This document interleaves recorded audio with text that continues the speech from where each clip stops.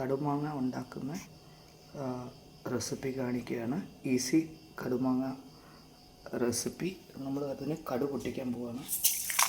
അതിനകത്ത് നമ്മൾ അല്പം 4 ഉലുവായും പിന്നെ പച്ചമുളകും കറിവേപ്പില ഇട്ട് ഇനി അത് നമ്മൾ ഓഫ് ചെയ്തിട്ട് ഇനി നമ്മൾ നമ്മുടെ കടുമാങ്ങയിലേക്ക് നമുക്ക് ഒരു 1.5 ടേബിൾ സ്പൂൺ മുളക് പൊടി ഇട്ടിട്ടുണ്ട്. കാശ്മീരിയാണ് ഞാൻ ഇട്ടേക്കുന്നത്.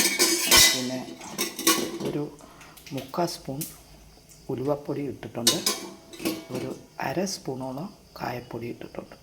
ഇനി ഇതിൻ്റെ മുമ്പിൽ നമുക്ക് നമ്മുടെ പിന്നെ കടുക് പൊട്ടിക്കാനുള്ള ഒരു വെച്ചിരിക്കുന്നത് ചേർക്കാം.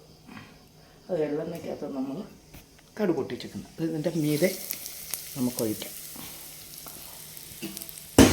ഇനി നമുക്ക് നല്ലപോലെ മിക്സ് ചെയ്യാം. ആ മിക്സ് ഒന്ന് അല്പം മിക്സ് ചെയ്ത് കഴിഞ്ഞിട്ട് നമുക്ക് പിന്നെ ഇതിലേക്ക് വരളുപ്പിടാം. കാരണം എന്താണെന്ന് വെച്ചാൽ അത് അലിഞ്ഞ് ആവശ്യത്തിന് മാങ്ങയുടെ പുളി അനുസരിച്ച് ചേർക്കുക. ഇതല്പം പുളിയുള്ള മാങ്ങ ആയതുകൊണ്ട് ഞാൻ ഇത്രയും ചെയ്യുന്നത്. പിന്നെ എന്നിട്ട് നിങ്ങൾക്ക് ജലാംശം വേണം, അല്പം വേണമെങ്കിൽ തിളപ്പിച്ചാറിയ വെള്ളം ചേർക്കുക. പിന്നീട് ഇത് 2-3 ദിവസത്തേക്ക് ഇങ്ങനെ തന്നെ വെച്ചേക്കുക.